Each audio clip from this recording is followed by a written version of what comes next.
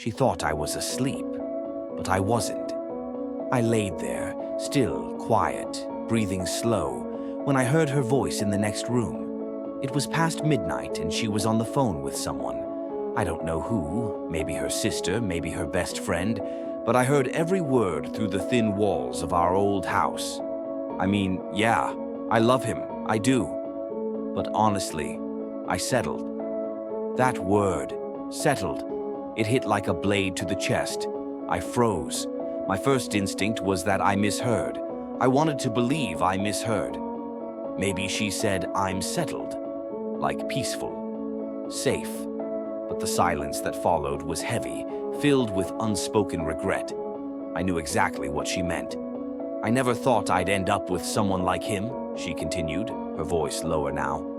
Not that he's a bad guy. He's good to me, kind. But it's not what I pictured, you know? I thought I'd marry someone with drive, ambition, someone who makes things happen. He's safe. There was a pause, then a small, breathy laugh. I think I just got tired of waiting for something better.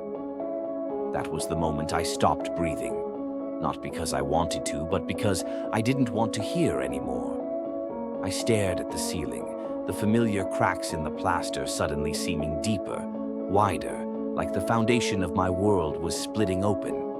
It wasn't rage I felt. Not at first. It was shame, like I was a consolation prize she politely clapped for. I lay there for the rest of the night without moving. When she came back to bed, I kept my eyes shut. I let her curl into me like nothing had changed, but everything had. The next morning, she made me coffee, just the way I like it. Almond milk, 1 sugar. She kissed my cheek like she always did, smiled at me with those same warm eyes. And all I could think was, how long has she been pretending? It made me question everything. Every laugh, every shared secret, every late-night dance in the kitchen. Was it all just good enough? Later that week, I watched her from across the room. She was folding laundry, humming a song from when we first met. I remember that tune. It played the night we slow danced in her apartment for the first time, barefoot and tipsy and completely lost in each other. I thought she chose me then, really chose me. But now I wondered if she just accepted me. I kept hearing that word, settled. I didn't confront her right away. I didn't know how. I kept trying to act normal, waiting to feel something clear. Anger, sadness, resolve. But I just felt less. Like I was standing in the shadow of a version of myself she had wanted but never got. Then one night, I broke. We were watching an old movie, one she loved. She laughed at a scene she'd seen a dozen times. I stared at her and suddenly asked, "Did you ever think you settled by being with me?" She went quiet. Her body stiffened. She turned to me slowly. "Why would you ask that?" I told her. About that night. That I wasn't asleep. That I heard every word. She looked shocked.